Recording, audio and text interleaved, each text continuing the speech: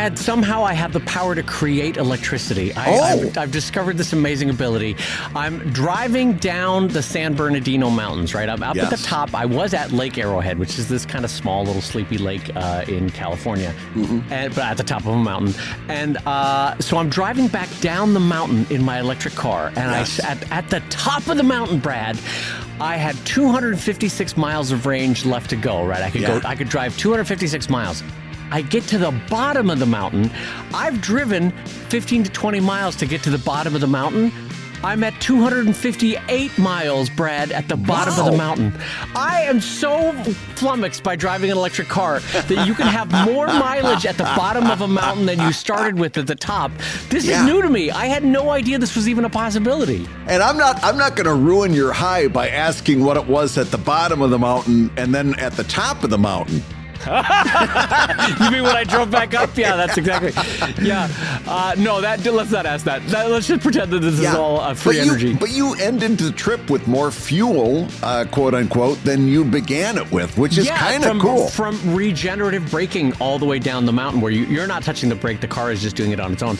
But there's so many things that I'm like, my mind is blown about. Like you and I, when we grew up, we were taught like, hey, if you're super low on fuel, and you're on the freeway, keep your speed consistent, roll up your windows, turn off your air conditioning, and that's right? Am I right? If you've got like all of those things. A quarter of a tank left and you're trying to get to a gas station, that's the way you stay most efficient, is on a freeway, windows up, air conditioning off, like reduce your drag, and just drive at a consistent speed.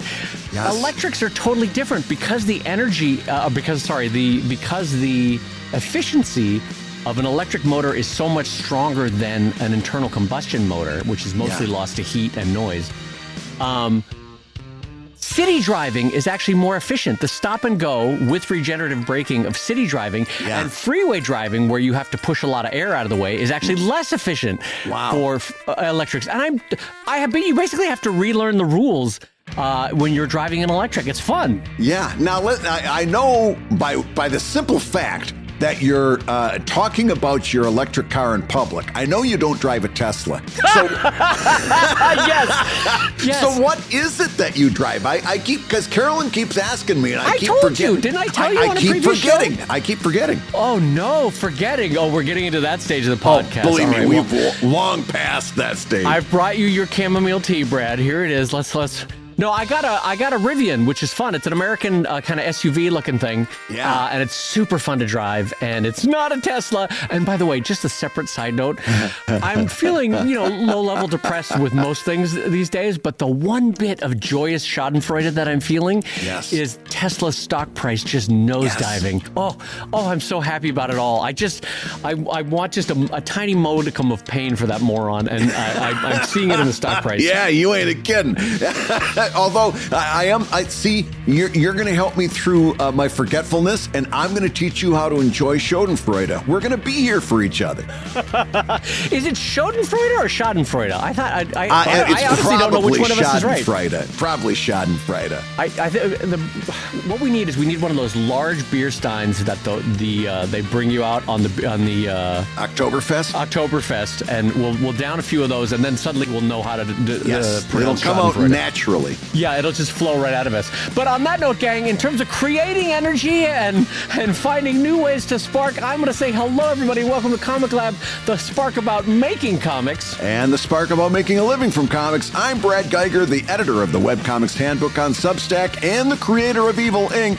And I'm his pal Dave Kellett, cartoonist of Drive and Sheldon and co-director of Stripped. And this week's hour of Comics Advice is made possible by your support at patreon.com/ComicLab. So Dave, let's talk comics. Let's talk comics, my friend. We have a show that I'm genuinely excited about. I was going over the topics with Brad today before we fired up the mics, and I am legitimately excited for this one. So let us dive right in, my friend. Yeah. We've got a question that came in over at patreon.com/ComicLab, which all the cool people are running to join us for not only an incredible community of pro-ams, pros, and amateurs all sharing pro tips, but also 300 plus additional shows that you've never heard before called Pro Tips. So run, don't walk over to patreon.com/ComicLab. Anyway, here's the first question coming in from Skullhead Jones, Brad. And it says, hello, Comics Car Talk.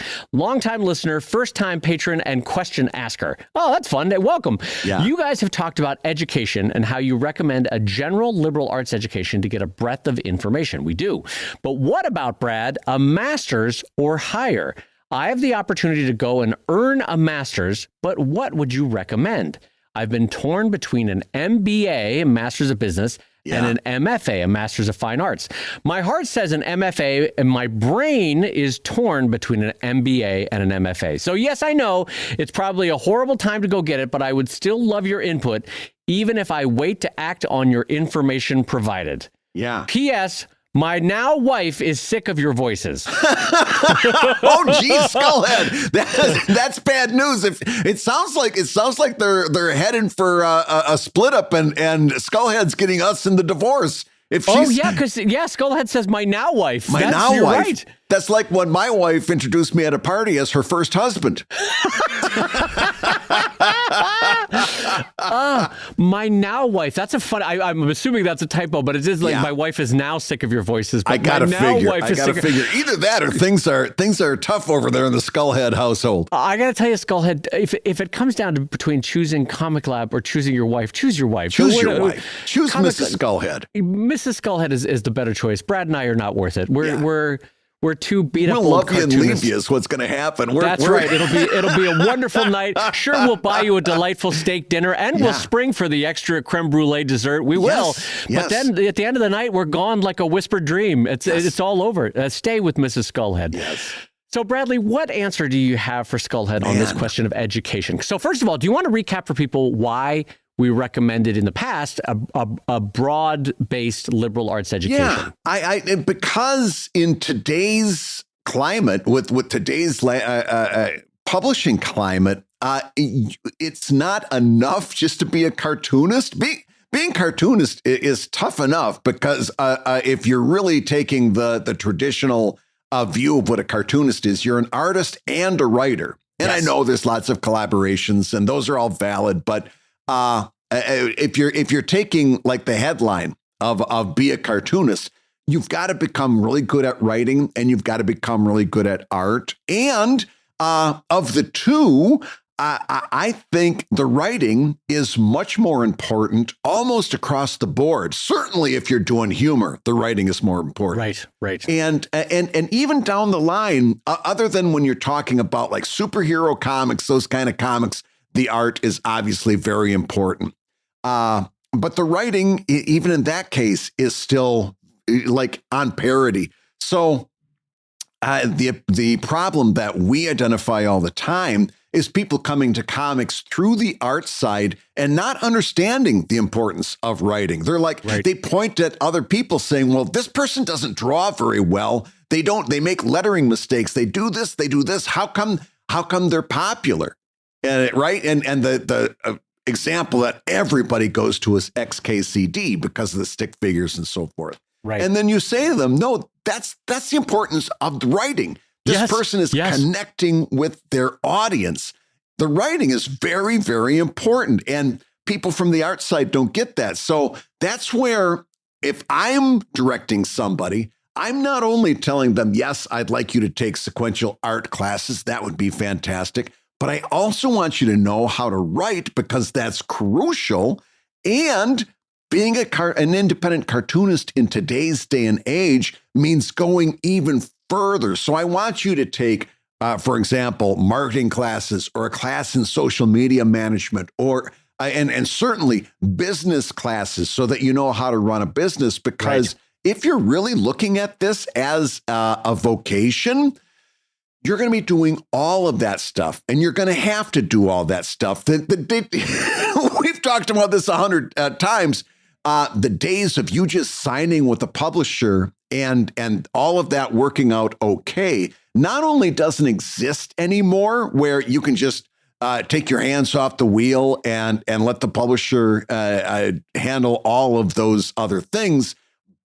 Not only does that not exist, it in a lot of ways never did, because you take a look at those golden age and silver age comic book creators that signed the contract, and it didn't work out well for them. We've got 100 years of comics history that shows us that time after time after time, signing on the dotted line is not the end of the story. Sometimes things go right down the road and you don't have a full charge at the end of the mountain. So, so my thoughts, Dave, is that I would want as broad of an understanding as possible, which is what, and again, the MFA, out of all the things that I just listed, the art really is something that I'd put at the bottom, not because I downplay or discount the art, but because as you're doing the art, it's going to be like a sport. The more you do it, the better you're going to get at it, especially if you're paying attention and if you're kind of doing your due diligence, you're going to get better at the art. All those other things, you're really going to have to learn if you're like the typical person that comes into comics. Yeah, one way to look at education like this, higher education, is that you're basically giving yourself a shortcut on information you would eventually learn anyway, right? Yeah. And I'll tell you what I mean.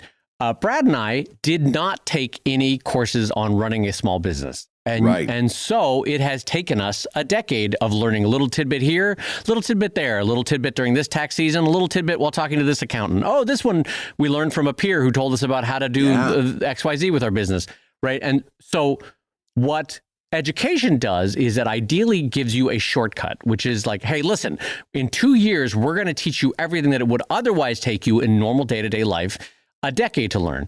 Mm-hmm. And so in a way, with choosing between an MFA and an MBA, what you're saying to yourself is, which one do I want a shortcut on? Yeah. Right? That's one way of thinking about it. And in some respects, Brad and I can't tell you which one you want a shortcut on. Like you might say, listen, I'm going to be drawing anyway throughout that 10-year period. Yes. So do I need the MFA? Maybe not. Or I'm going to be setting up a small business for over a 10-year period. Do I need the MBA? Maybe not. I could see arguments either way. I, like you, my brain tells me that you should do the MBA. My heart tells me that you should do the MFA.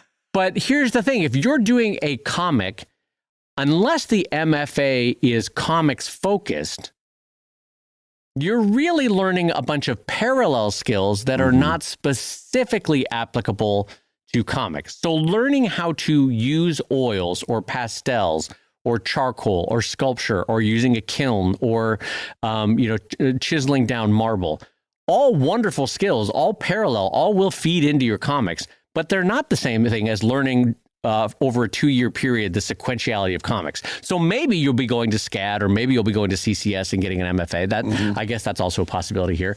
But most MFAs will give you a more broader based scope of the arts, and then you'll focus in your last 6 to 8 months in the art you want to do. So that's kind of an unhelpful answer, but it's interesting because I often speak on this show, Brad, about my 2 master's degrees and how they are ostensibly useless, right? I always joke around about like they qualify me to flip burgers. But if you gave me sort of a magic genie lamp and I could rub the lamp and go back in time, I would probably still decide to do the 2 master's degrees. Yeah. And the thing about it is not everything in life has to be utilitarian. Like I don't necessarily see an immediate through line of, because I did the master's, I'm making X more money dollars a year, or because I did the master's, I am now 5 levels higher as a cartoonist. Do you know what I mean? Or for me, something about my master's is it's more of a general sense of my education a little bit has made me, I think, a better person, a slightly happier person that's more aware of the world and was guided to learn more about, in my case, very specifically World War II propaganda cartoons, and then 18th century, the burgeoning cartoons of England, Hogarth and Gilray. So for me, like, what is the through line of World War II propaganda cartoons and Hogarth and Gilray in the 18th century helping my current cartooning? Nothing, for the most part. I mean, you and I could wax philosophic about nice ways that it's influenced, but my day-to-day cartooning, for the most part, has done 99% of the heavy lifting in terms of making me a better cartoonist. The master's degrees didn't really contribute to that. My stumbling learning of business got me to be a better small business person, not really my master's degrees. So, but I would still do them. So how do I square that circle, Brad? What is squaring that circle? There's so many tangents to this. So the first thing I got to ask you, and it's an evil question. I'll just preface it. Okay. You rub the lamp and the genie and all that's great because you go back in time. And when you and I, by the way, we're not even talking about I'm young again. I'm virile. Oh, yes. I can squat 400 pounds again. Where's that Dave Kellett? Where indeed? Indeed? Here's what else. Along with having that virility and that hair and that squatting proficiency. I don't know why I went with squatting. I should have gone with bench press. Squatting is such a weird number to pull out. I just happen to remember that I could squat 400 pounds, which I don't know. But anyway, I couldn't do that now. We also enjoy, along with all those things we also enjoyed very different student loans than the people today have. Yeah, that's true. We had a very different price tag on education that people do today. Now, here's my question for you. Screw the genie. If you decided, hey, I've got this great idea for a third master's degree. Or if I came to you and said, Brad Guigar, I'm thinking about getting my first master's degree. Are you still as anxious? All that other stuff you said is true, by the way. The importance of learning for learning's sake and that not everything has to be monetized. Very, very true. Would it be the same if you were going about it today? Okay. So, first of all, I'd be kind of excited if you said, hey, I'm going to go get a master's degree. Of course you would. And if I but now, would you really, knowing the bill I would have to pay, the hole I'd be putting myself into, would you really be that excited? Yeah. Does Pennsylvania not have good public colleges?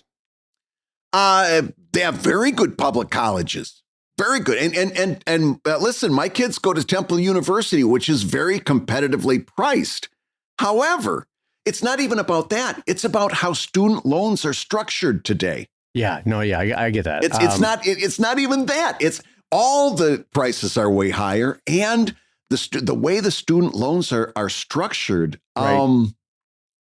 Would you, honest to God, if I say, I think I might want to lean into being an adjunct more, I'm going to get my master's degree. The first thing you're going to point out to me is that any amount of income raise or extra jobs I get as a result of that is going to be decimated by that student loan bill that I'm going to be paying indefinitely. Yeah. Would you honestly tell me that was a good decision for me at this stage in my life? Can I tell you what I would do for you at this stage in your life? What? I would do for you what 23-year-old me did, which is to say, I want a master's degree, but I don't want to pay for it. All right, let's get out the big book of scholarships in the U.S. and we're going to find. And that's what I did. I just went down the list and went, I'm applying to this, I'm applying to this, I'm applying to this. And I got one. And you, even at your age, there are scholarships for all sorts of stuff. There's a huge book you can get at the library. That has, there's something like $3 billion in scholarship money that goes unclaimed every year in the U.S. And granted, some of them are weird. You have to be of Albanian descent and your mother has to have been a caretaker.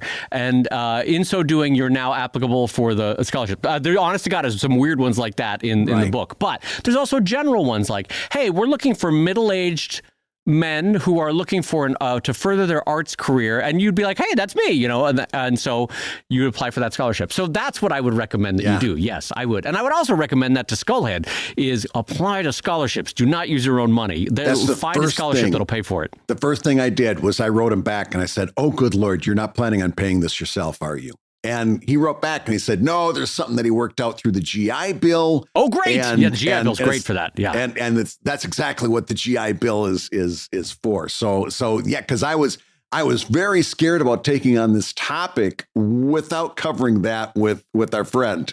So that was the first thing that I wanted to talk about.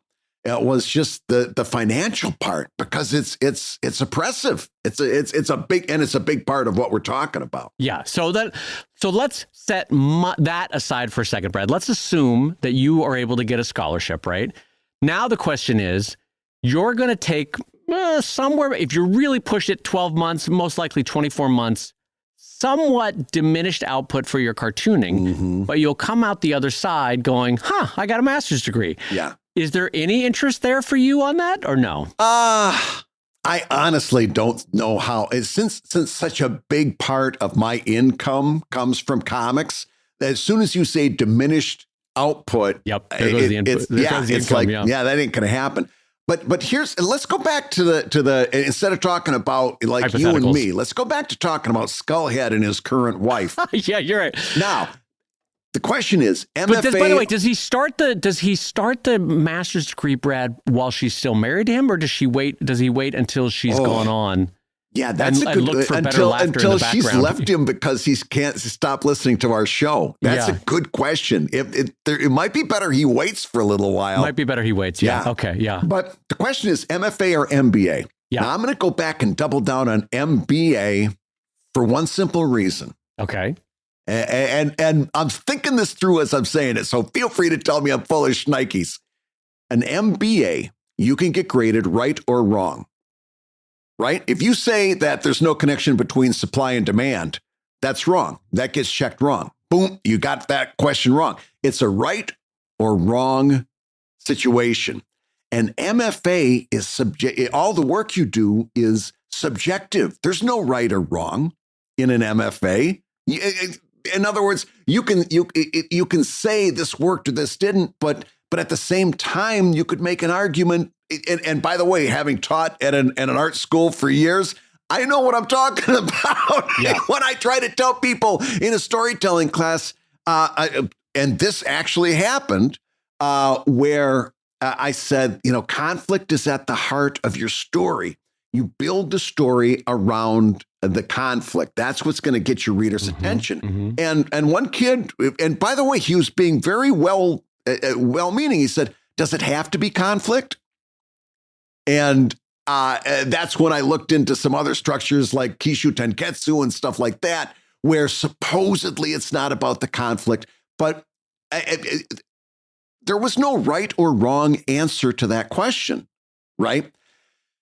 And so I think the art side particularly, is something that I think you're going to get a lot more out of doing than in this other stuff. Writing, again, for the reasons I talked about earlier, I'd like you to take classes in writing, but I would be much more interested in you learning the things that have right or wrong answers. Right or wrong, like what's the right way to look at, to manage social media? What's the right way to go about marketing? What's the right way to look at your statistics in marketing and make decisions? I would be much more, if I had that designated amount of time, I would be much more interested in learning the right and wrong things and figuring out the subjective things on my own. Does that make sense? It does. It does. And I actually see value in the way you described that. You could argue, Brad, that learning the subjectivity that an MFA requires is a training ground to marketing, though. You know what I mean? Oh, I didn't know you were going that way with the sentence. I was with you, right? Tell me how that works. Okay. If you've ever sat in on any MFA critique, you know that you have to also do artist statements, or you have to sit up there with your art and defend it, right? And you often get descriptions like, well, the rippling connotations of the dichotomy of this art is both the juxtaposition of society's inability to, and you're like, all right, what is this nonsense? You know what I mean? You drew a big red circle. How is that the dichotomy of anyway?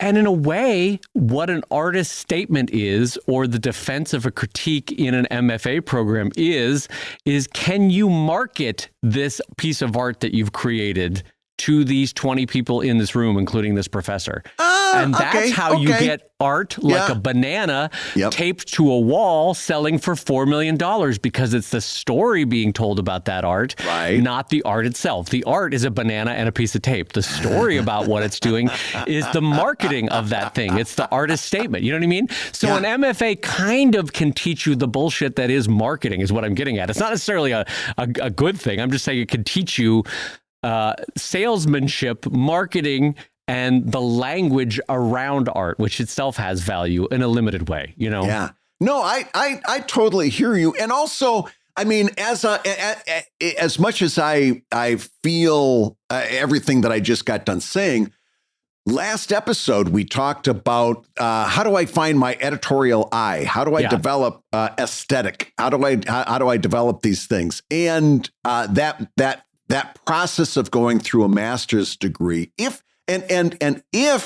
you as a student are actually open to that experience, because again, so often I saw students, when you would say, make a suggestion.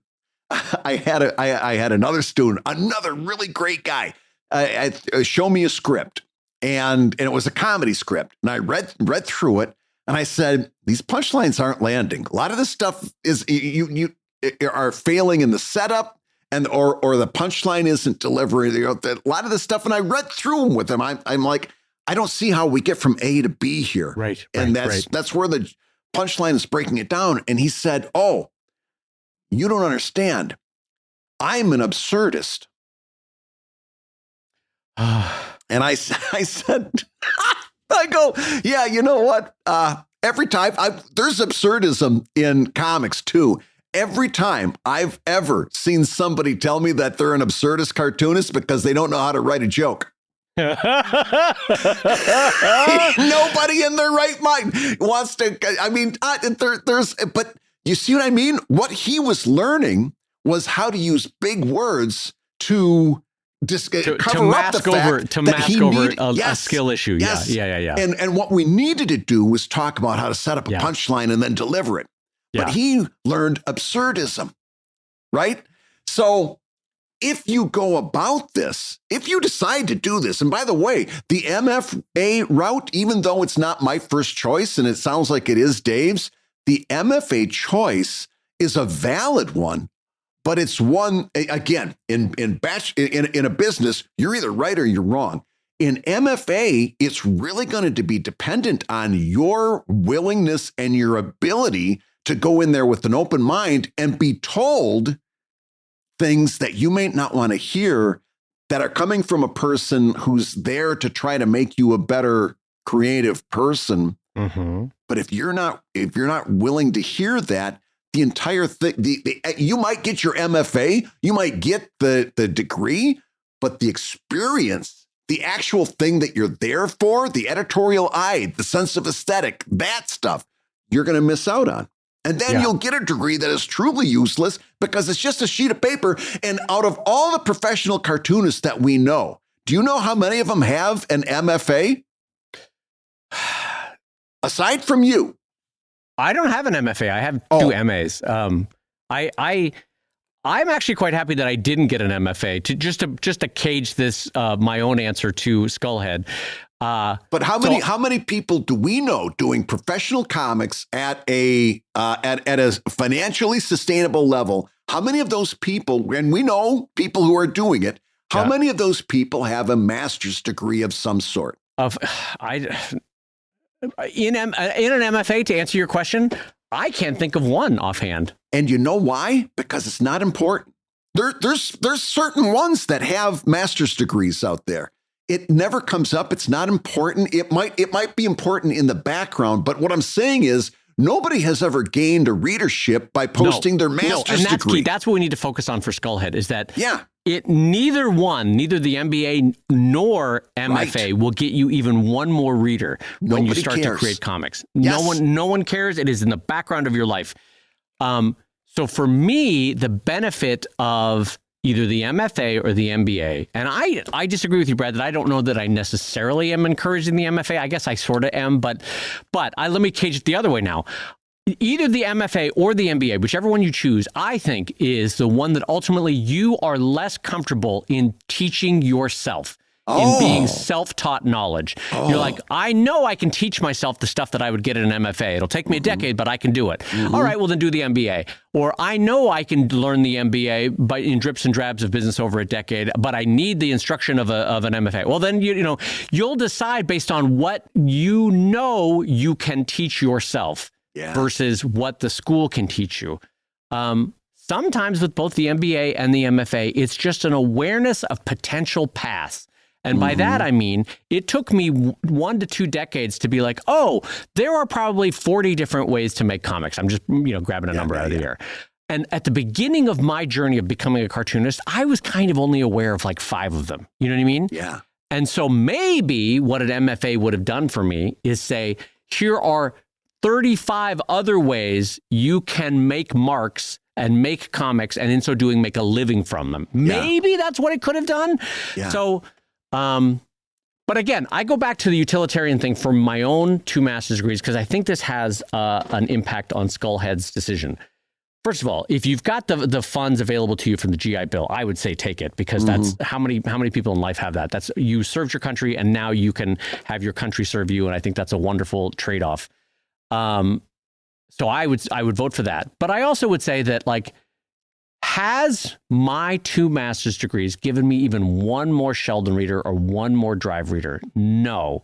Right. But in a nebulous happiness sense and personal betterment sense, and maybe broad-based knowledge that in a little bit has seeped into my work, gosh, I would not trade away those 2 master's degrees. I love doing them. I loved the time of life that I got to live while doing them. And I love having done them. You know what I mean? It's a little bit like what's her name's quote of I hate writing, but I love the act of having written. Yeah. I love the act of having gotten a master's degree way more than actually doing it at the time too. Yeah. So this is not a utilitarian thing, and I wouldn't even necessarily recommend it, as Brad said, if you had to spend your own money. But because you have the GI Bill having your back, I would say lean towards the one that you are less comfortable teaching yourself. Boy, I cannot co-sign that strongly enough. I think that's where our thoughts are converging. So I like that answer. I like that answer a lot. Now, Dave, I've been waiting all day for this. As we're heading into mid-show, I want to tell you something that I found out when I was looking at our Patreon page for ComicLab. I was looking through the audience manager, and I realized back when we used to do a live stream, we had a $10 level. And we have a certain amount of people who signed up at the $10 level. And even after we stopped the live stream and unpublished that tier, they stayed at that level. And I think we've got a few people that actually increased their pledge. So they're pledging at the $10 a month level, even though they came in at the $5 level. They kind of, threw us a little extra money every month. Right. And and there's about 13 of them that are at the $10 level right now. And I thought we really should do something nice for these people that are kind of showing up extra strong for ComicLab every month. And so what I thought we might want to do, I've got a list here of them. And I thought what we would do, if it would be okay, could we have, do you think we could bring in Susan MacTaggart to give each one of our $10 level backers a personal affirmation? I think that's a great idea. Yes. Who's the first person on the list that we want to give a personal affirmation to? So let's go into the list, and the first person on the list. And by the way, this is just, I think, I don't know what determines this order. It's just what I copy and pasted. Charlie Harper is the first person that is a $10 backer. All right, so I'm going to ask Matt to put in a little traveling music right here, and I'm going to make a phone call. We're going to get Susan MacTaggart in the studio. She wasn't prepared for this, Brad. This is great. Yes. So Matt, if you can insert some traveling music, we'll get Susan in here right away. Yes.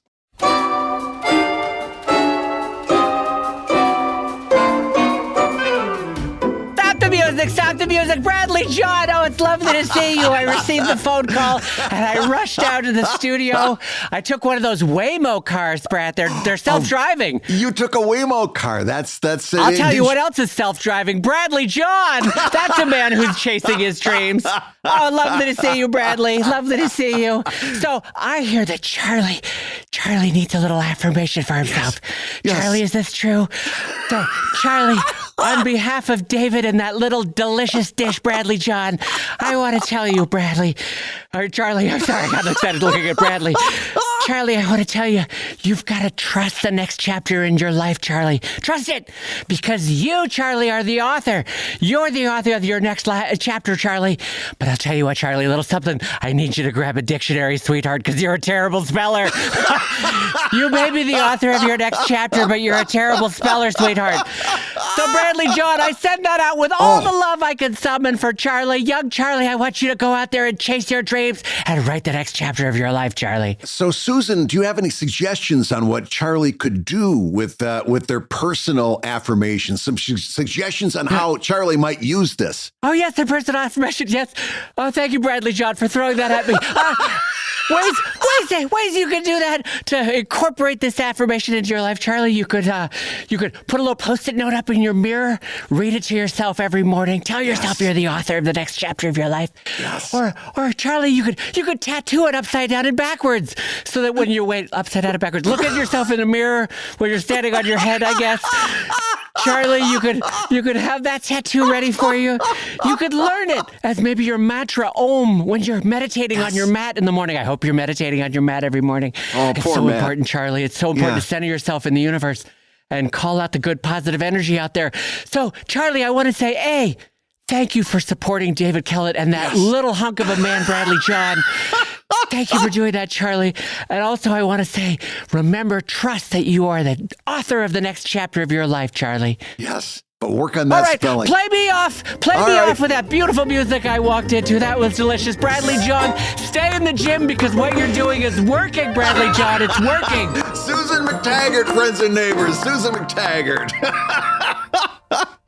Wow, she really swept in here and took over the show there for a minute. She did. Hold on, I gotta put my earphones back on. She stole my earphones. So I think she's got a little something for me. I was picking up a little connection we were making. Oh, really? With a little well, you are wearing that handsome hoodie. It's one of the better hoodies you own. So who knows? Maybe that does something for the ladies, Bradley. Oh. Hey, gang, if you're listening while you work, take a minute to stand and stretch. And while you're doing that, we'll tell you why you should join us on Patreon. Yeah, because when you do, you'll get hours and hours of podcasts that we've recorded just for backers. And exclusive Patreon posts that go even deeper on ComicLab topics. And you'll get access to our exclusive Discord server, a thriving community of professional cartoonists. So you can support the show you love and get tons of actionable resources for your own cartooning. And ho Nelly, if you want even more comics goodness in your life, check out the new drawing show that we're doing with our pal Kevin McShane over at wrongwayshow.com. That's wrongwayshow.com. In each episode, we'll show you how to draw your favorite cartoon characters the wrong way. Now, everybody, let's talk comics.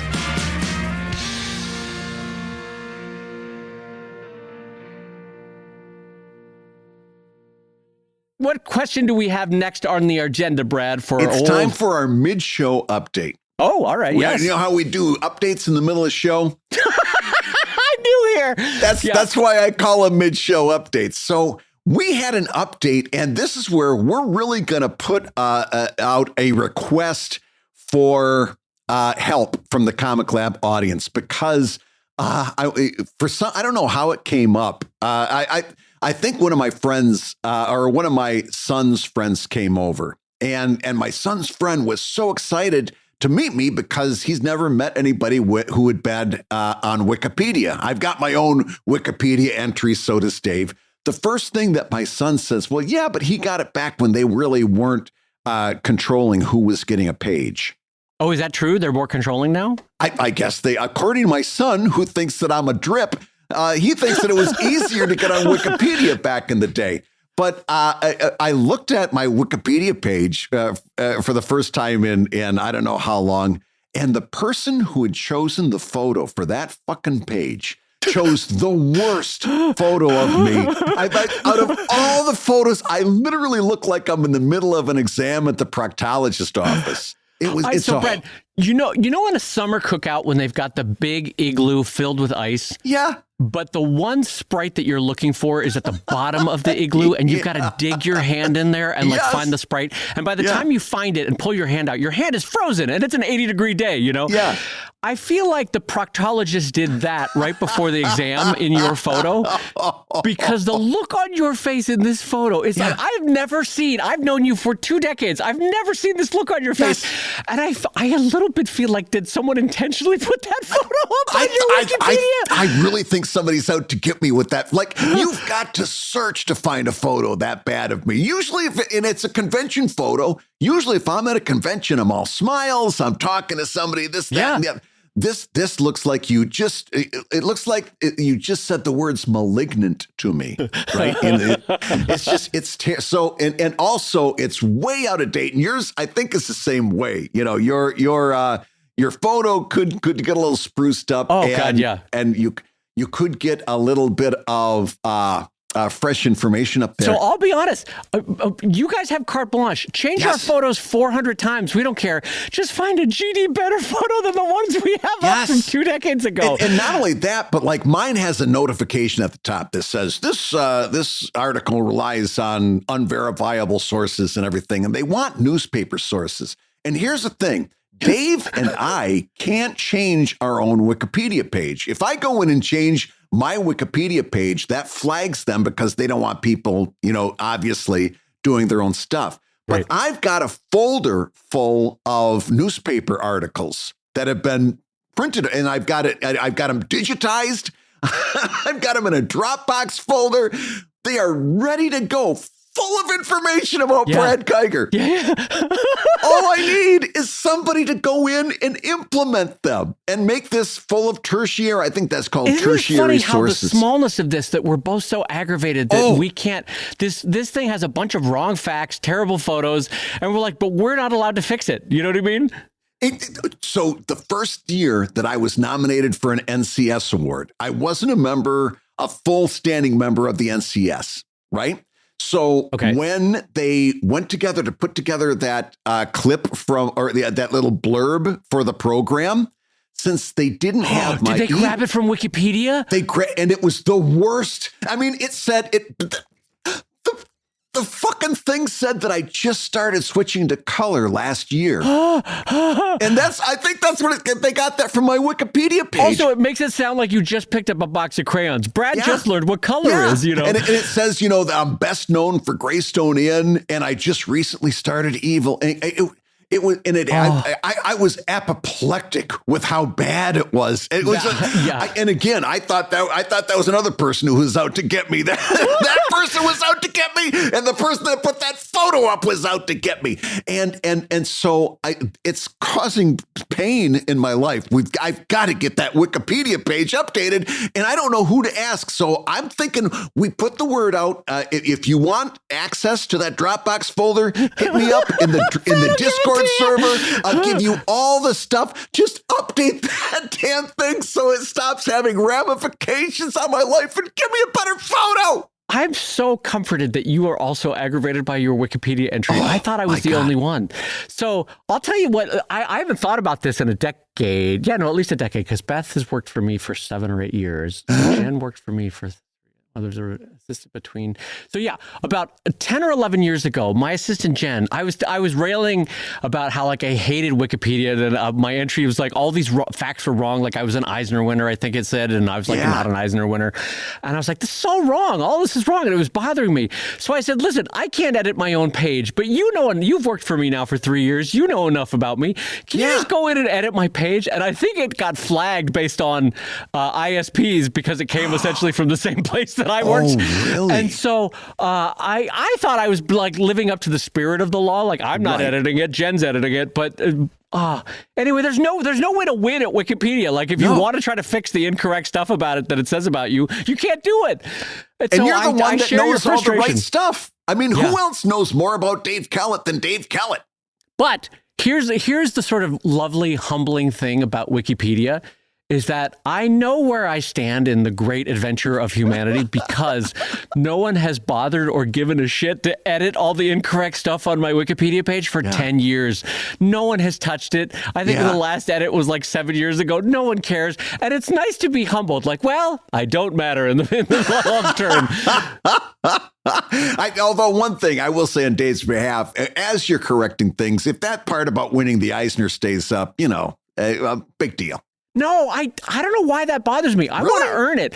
I want to earn it. And then when it is up there, like no, I did win an Eisner. You know what I mean? Yeah, that's true. Well, yeah, but with your luck, they'll get that Eisner thing corrected and it says Eisner nominee, and then you'll win the Eisner, and it'll be another 10 years before you get that update. Decade. Yeah, we'll be on our 14th year of ComicLab, and I'll be like, can someone please update my Wikipedia page? Please empty my drool cup. My drool cup. So yes, listen, gang. Go nuts. Also, have fun with it. Feel free to make fun of us a little bit. That's fun, too. Yes. Not on the Wikipedia page. Brad's more sensitive than I am about that. Anyway, God. But you have carte blanche. Go to town.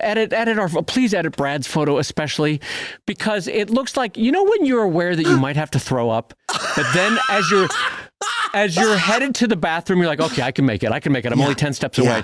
But then you realize, oh no, this might be a double ender, and you have to make what is arguably the worst choice in a human life. You know what I mean? That's the look on Brad's face, is the realization that you might have a double ender coming your way. And which is the worst cleanup an hour from now, when you're feeling better. So, and which also is not a very good face. So I don't know how someone got into Brad's bathroom. I don't know how they timed the photo for that exact moment when the realization hit. Yeah. But they immediately put it up on Wikipedia. So let's if nothing else from this, for God's sakes, let's just change Brad's photo. Yeah. You can find anything. If nothing else, find the one where he puts his hand on his chin. What a little dapper Dan he is. God, I love that one. Like on the back of Webcomics Handbook. Yeah, exactly. I love that one. So let me jump into our next question, Brad, that's coming in over at patreon.com/ComicLab. And this says, hello, Bard and Vade. I think that's a new one, Bard and Vade. That's definitely a new one. I like that one. So I have a word balloon question. Yeah. I've noticed that Dave mixes regular word balloons, where you see the outline of the balloon circling the text, with floating text that has a line pointing at who's talking in Drive. Right. And both these types appear in the same panel. Is there a specific reason these two are being mixed? Is it due to panel spacing constraints, or does it carry additional context or meaning? I suspect this might be the case. I think there is some pattern to it. Anyway, thanks so much. Your podcast is amazing and has been great at keeping me motivated, as well as helping me get better at cartooning, and Brad's photo on Wikipedia continues to expire. So that is a lovely question, Brad, that's coming in on patreon.com/ComicLab. Brad, I will say this one was directed towards Drive, but I have seen you use this both in Evil Inc. After Dark, and in your single panel comics. Yeah. So let's talk about this. Why and how do you make this choice of word balloons mixed with free-floating text, balloonless text that has a line to the character speaking? Right. Yeah. Like Burke Breathed used to do those free-floating word balloons an awful lot. And in fact, that's where really, when I first started out, I used a lot of floating balloons in Greystone Inn. Not so much anymore, because those are really difficult to implement with any kind of a background. You almost have to have a wide open background or a very sparse background. Yes. One way or another, you have to plan it to have those kind of floating word balloons. And my art style developed to the point where they just weren't very applicable anymore. Yeah, especially as your backgrounds became more detailed and more necessary. Yeah. More detailed than necessary? No, more detailed and more necessary, because sometimes you had very situational backgrounds. I thought you were slipping a critique in there for a minute. No. But I'm not your Wikipedia photo. But it's interesting you note the single panel stuff, because when I try to do a traditional word balloon in a single panel, aesthetically, it looks terrible. It does look weird. What is this doing here? And so I'll use a floater there. And you're right. Every once in a... Hold on. I have to pause you. And you know what I'm about to say. I know it. We're not incorporating this into our lexicon of Comicana. We're not saying the word floater. No, we're gonna take a big swing on that one and say that's out of the show. We're not calling it a floater. What do we call that? Because he did reference it as a floating word balloon, which I think was... You know what? Let's have fun in life. Let's call it a floater. Why do I have to be such a stick in the mud? Yeah. Let's call it a floater. I do like floater, or because at one point I think I tried to call it an invisible word balloon, but that is confusing. No, that doesn't work. So anyway, the floating text word balloon. I every once in a blue moon, I will combine the two of those in the same panel, and it is strictly a question of space conservation. There's no other way around it. I've got to get both of those dialogues into the same panel, and doing two traditional balloons would take up too much space. So I'll do one balloon, and then I'll do a floating word balloon just to conserve on space. But aside from that single panel issue that I mentioned, it's not quite so much in my sequential art. It's not quite so much a question of aesthetics as it is a question of space. Oh my God, I'm out of breath. Just finish the sentence for me. Space conservation. I will jump in. So yes, much like Brad, I have very similar reasons, and I'll give you the 3 reasons that I use a word balloon coupled with a floater, or sometimes just a floater by itself. And I don't want to talk about Brad's floater. I'm going to talk about my floater. So, God, this is uncomfortable. So, for me, the main reason I will mix a word balloon with a floater is, God damn it. No, I can't hear it not giggle. Anyway, so the main reason I do it is when I was a younger cartoonist and I had a panel where I needed to get out a lot of exposition or a lot of pipe.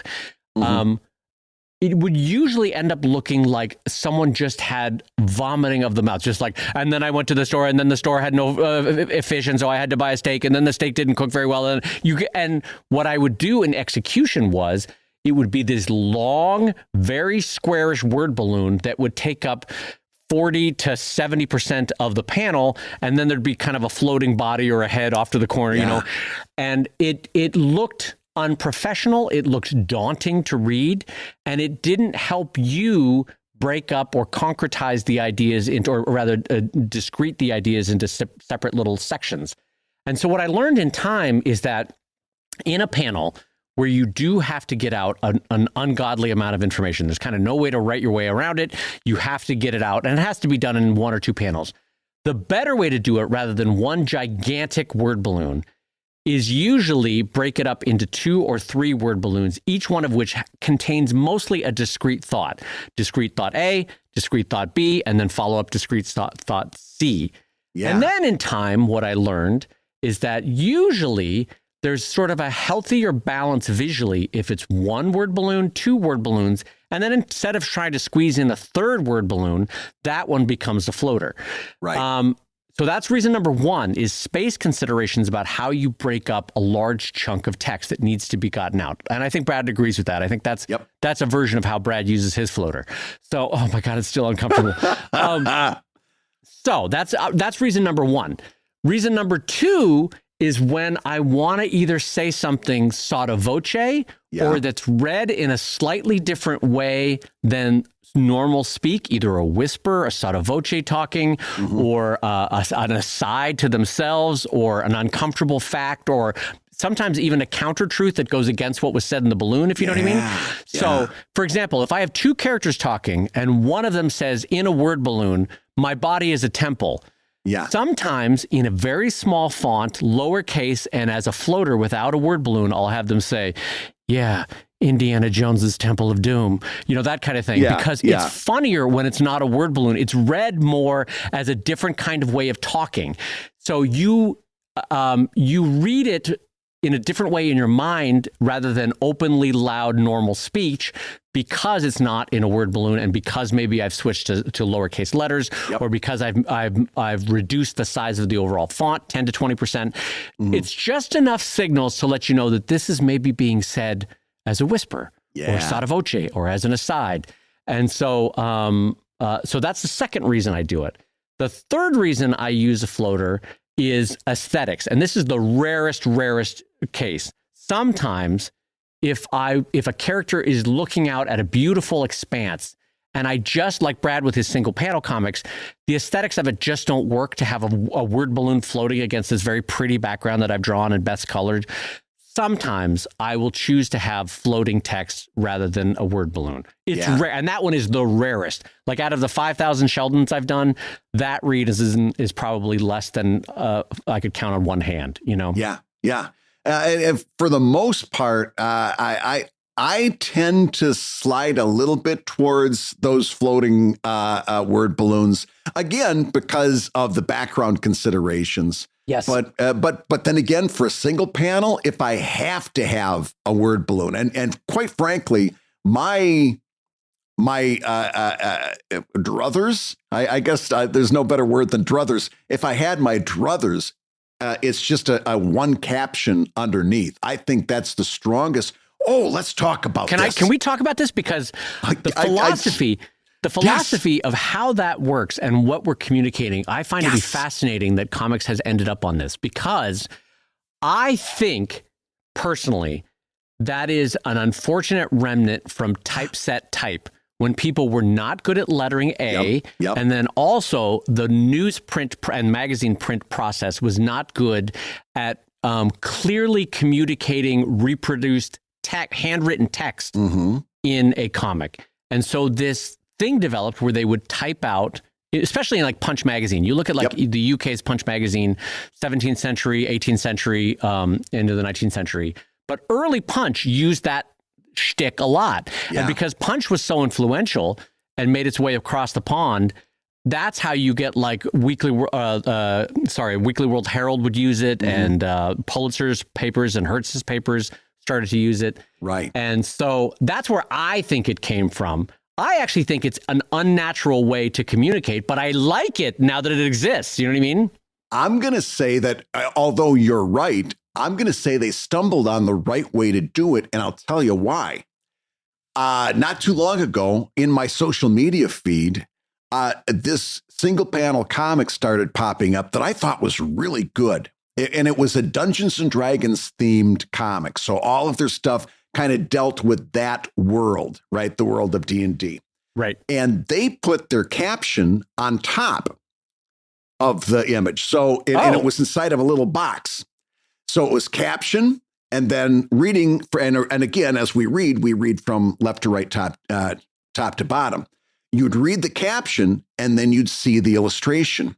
And it ruined every punchline. Yeah, because what happened is basically they were putting the punchline ahead of the setup. The punchline would be in the caption, and then you'd look down at the illustration and say, "Yep, that's what happened." Yeah, the emphasis is all wrong, you know? Yes, they put their setup or they put their punchline before the setup. Yeah, and all it would take to improve that comic, and it was one of those things. I got to ask you, did you give an unsolicited opinion? No, I feel. Here's the deal. If it's a business thing, again, going back to our first topic, I have slid into people's DMs and said, "Don't say slid into their DMs." Brad slid into their DMs with his floater. That's what's the problem here. I have DM'd somebody and say, "Listen, I've got some thoughts about your Patreon.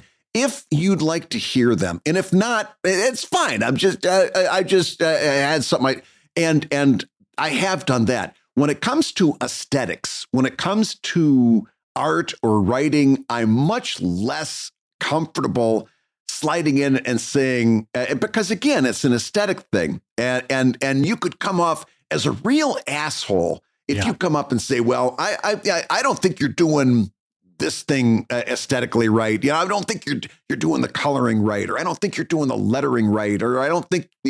I may have thoughts about that, but that conversation has got to come in a completely different type of area, a kind of different type of, area. Yeah. It's a little bit like that thing that you teach kindergartners, that you don't comment on someone's appearance unless it can be fixed in 30 seconds. Yeah. So like, oh, Brad, your shoe is untied. That can be fixed in 30 seconds. Right. You know, oh, Brad, you got some food on your face. That can be fixed in 30 seconds. Oh, Brad, Jesus, are they still making noses like that? That Brad can't fix that in 30 seconds. You know what I mean? No, I can't. God knows I don't tried. comment on Brad's honker, you know, and so I leave his schnoz out of this. And so I don't mention Brad's. And by the way, if you'd like to see that honker, just go to Wikipedia/Brad Geiger. You'll see it in all of its glory. You'll see it right center stage in a look as the proctologist says, now this is going to be chilly for a second. I've just reached for a Sprite.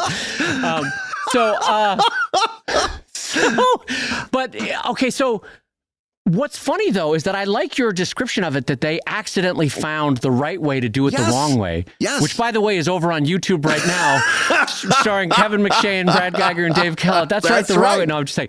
No, but you're right that they did kind of find the right way to do it the wrong way, which is, it oddly works to have a drawing where someone is talking and their face is crooked and their mouth is open and their hand is gesturing, and then the thing is down below it. It's really worked for the New Yorker. It's really worked for Punch. It's really worked for a bunch of Brad's and my single panel comics. I've used it as well. But here's what's weird. So you look at, and here's my master's actually coming in handy. Yeah. You look at Hogarth's early comic strips in 1747, for example, right? And well, actually, they weren't comic strips. They were mostly single panels. Yeah. But the word balloon was drawn more ghost-like. It like had a wiggle to it because they hadn't really figured out the right way to do it. And then the tail wiggled its way all the way to touch the character's lips, right? Yeah. Because they hadn't yet established, like, where is these words coming from? Where is this? What are these emanations? Oh, they're emanations from that person. I see, it's touching their lips. And then the next person will be talking, oh, that's an emanation to their lips. Now I'm figuring this out. Yeah. And then as more and more people got acculturated to it, they could move the tail away from the face. And so now you have a tail that's like, 1/16 of an inch long, and it's just vaguely pointed towards Ziggy's nose, and that lets you know that that's Ziggy talking. But we all get it because we've built up a culture of comics. Yeah. So what I'm getting at there is that it is a weird philosophical jump to say that this person that looks like he's talking in this panel above, here are the words he's saying in typewritten text below it. Yeah. And usually in quotes, by the way. So it's so artificial, and yet somehow it works. And the philosophy of that fascinates me. Hey, and by the way, let's just take a second and point out that one person has been able to go. You were pointing out how the wiggly little word balloon tail goes down and touches the person's mouth. One cartoonist has actually taken and gone back to that. If you ever look at the work of Durf, it's John Backdurf, who's an alternative cartoonist. Very, very Columbus, good. Right? I think, right? Isn't it? And as a matter of fact, he and I shared a desk at the Akron Beacon Journal for a very short time. I know him personally. He's a great guy. But he does word balloons, and his stuff very much centers the characters are in northeastern Ohio. The word balloon tail snakes down and then goes up one of the characters' nostrils. Really? Because he's showing that it's a very nasal accent. Oh, okay. And so a lot of times when he's drawing a northeastern Ohio character, the word balloon tail literally goes up the nostril. It's such a wonder. And I don't think I'd ever try to do that. I don't think that there are very few people who could pull it off. But in Durf's style and with his particular sense of humor and his audience, it works beautifully. Yeah. But he's the one person I think that could pull it off. Yeah, I can't think of anybody else that still brings the tail all the way to touch or get close to the character. Yeah. But so first of all, good on Durf for having fun. And I love going up the nose. That's funny. Yes. So let me ask you, though, what is the philosophy of why that works? Are we now just used to it and that's why it works? Or what do you think do you think it represents a separation of how a brain takes in an image and then takes in the words around an image? When you say how it works, because we covered a lot of things, I'm specifically talking about the typewritten usually. Underneath? Vocalizations underneath a comic. Yeah, like in a single panel New Yorker. I think it's a combination of it's recognizable enough that audiences know what's going on there. And also, like I said at the very beginning, I think they stumbled upon the best way to do it because very often you're presented with an image and then the caption reveals the surprise. It very seldom does it go in the other way. And there have been times, by the way, where it does go the other way, and I'll put the caption in a banner at the top because that's the only way it works. Yep. But that only happens maybe once or twice in a blue moon where it really you've got to read it and then look at the image. And then again, it might be better carried in a narration box or something, or a banner at the top, like I said.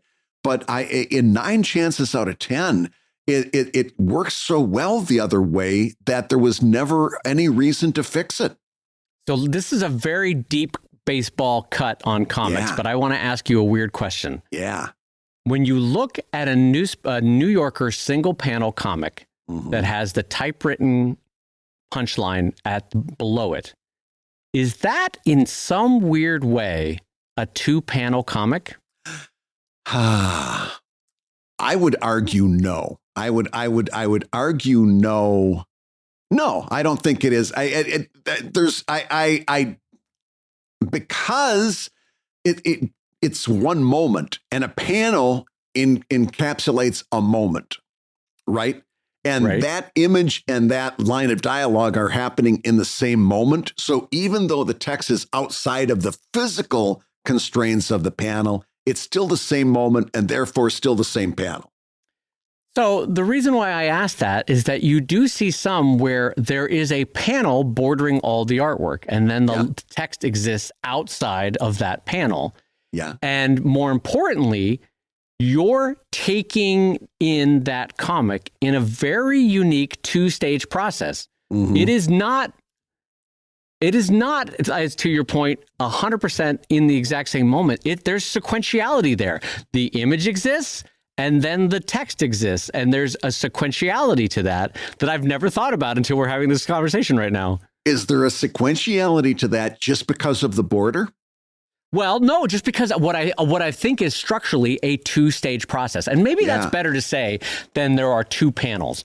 There are 2 stages to that comic, and you kind of have to read it as a 2-stage process, the setup and then the punchline. But that's how you read every panel. You read the word balloon and then you look at the image. You can't do both things at once. Yeah, but the construction is different. And I can make a comic strip that has 3 panels, or I can make a comic strip that has 4 panels. That's a different construction. What I'm saying is when you're floating it as text below or outside the panel of a New Yorker comic, that's a different construction. That is... by the way, this gets us nothing. It's just fun to talk about, you know? Yeah, I was going to say, and you're actually, I'm getting very angry because I very, very much disagree with you. You're okay. You very much, okay, keep going. Yeah. Okay, disagree with me then. Because, again, and I don't think you this is all going in your Wikipedia page, by the way. Oh, well, this is going right at the top. Dave is wrong, and I need to talk about it. Because, again, you can't say that looking at the image and then reading the text is 2 steps, because if I have a word balloon at the top of my panel, I have to read the word balloon first and then look down at the image. And if you're saying that the first is a 2-step process, then you've got to say that the second is a 2-step process, at which point every 3-panel comic becomes a 6-panel comic, and it gets ridiculous. Unless you have a penultimate silent panel, then it becomes a 5. That's a really good point, and I have no counter argument to that, other than to say something in my bones feels like it's a slightly different construction when you're outside the panel and it's floating by itself. And I can't put it into words. Because I've never thought about this, but I'm before, and that's interesting. It's also interesting just to have a new thought about comics after 25 years of doing this. You know, I know. I love these. This is probably a little bit more for you and me. I know everyone else is like, move on. Because the next question is there a place for a 2-panel comic? Like if we talk about single panel comics, we talk about 3-panel comics, 4-panel comics, and we talk about comic books. Is there a place for 2-panel comics? Yes. Oh, yes. Where is it? Let's see if you got in the the same Sheldon archives. I've got some 2-panelers. greeting cards. Oh, greeting card. That's a great example. Greeting cards is a 2-panel comic. Yes, greeting cards are a 2-panel comic. That's true. Yeah. And okay, but let me ask you this. Sometimes greeting cards drawing on the front, just the punchline inside. Would you argue that as a 2-panel? Because F you if you do, because that goes against what you just said a minute ago, you son of a bitch. Yeah, it has to be a different thing because of the cover. No, but because of the cover. You've got to literally open the cover to see it. Now it becomes a 2-panel comic. But if you put that we are same arguing image, how many angels can dance on the head of a pin, but like, this makes me frustrated that you're going to argue that's a 2-panel, but the New Yorker might not be. I should have said one thing back when we were in agreement. You know what I should have said when we were in agreement? I should have said this. You've been listening to ComicLab, the show about making comics and making a living in comics. Your hosts have been my friend, Brad Geiger, the editor of webcomics.com and the current patient at Dr. Jimbago's proctology practice. Dr. Jimbago? That's a weird name. He's also the creator of Evil Inc. at evilcomic.com and the co-host of the new drawing show at thewrongwayshow.com. And my close personal friend, Dave Kellett, the co-director of the comics documentary Stripped and the cartoonist of Sheldon at sheldoncomics.com and Drive at drivecomic.com and another co-host of the drawing show at wrongwayshow.com. And the ComicLab theme song is used with permission from Andy Creighton at theworldrecord.net. And this episode was edited by the ever wonderful, ever spectacular Matt Woodard of Woodsong Productions over at www.woodsong.media. And if you love ComicLab, you can rate and review the show on Apple Podcasts, and you may hear your review featured on a future episode. And don't forget to give us a 5-star review on Spotify, where we are burning up the podcast charts. And ComicLab is made possible your support on patreon.com/ComicLab. So I will go ahead and say that twice.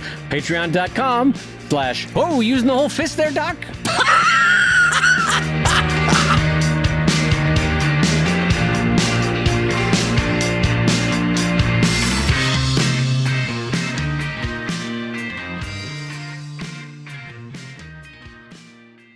Here's the good news about this ridiculous argument, Brad. Yeah. Regardless of which one of us is right, which one wins, we win nothing. We get absolutely nothing. There's no gain to comics. There's no gain to us. No. If I win, who cares? If Brad wins, who cares? I'm going to go home at dinner tonight, and my wife is going to ask me what happened on the podcast, as she usually does. And then I'm going to stare at her blankly because a lot of times I don't remember what we talked about. You know, it's like I was in the moment. We said a bunch of stuff, and then we're out of the moment. She goes, "What'd you talk about?" And I'm like, making comics and making a living from comics. But tonight, I'm going to go home, and I'm going to say, I beat Dave in a discussion. He thought that New Yorker cartooners were doing 2-panel comics, and she's going to look at me and tell me to pass the salt. Well, when you're speaking to your now wife, I want you to say that, like, I want you to know, honey, that I was winning the day. Dave was willing to cede the argument that my point was actually correct. You ceded nothing for Hold on. This is what I want you to say to your now wife. That you were willing to cede Dave was willing to cede the argument. I was winning because of the way I described it. But then I was a dumb shit and I brought up greeting cards and I lost the argument almost immediately. Yeah, you're right. You're right. I should have never done it. I thought I was such a clever little boy.